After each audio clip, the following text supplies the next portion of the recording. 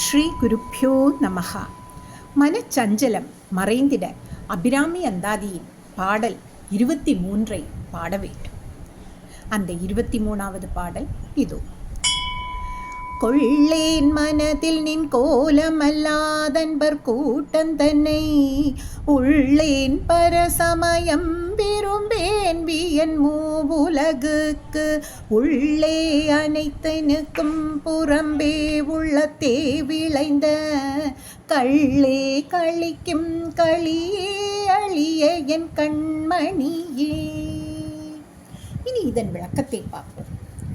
கொள்ளேன் மனதில் நின் கோலமல்லாது நம் உள்ளத்தில் அம்பிகையை கொடியேற்றினால் இப்பிறவியிலேயே உயர்ந்த நிலையை அடையலாம். எந்த தெய்வமாகினும் அத்தெய்வம் சக்தியின்றி இயங்காது.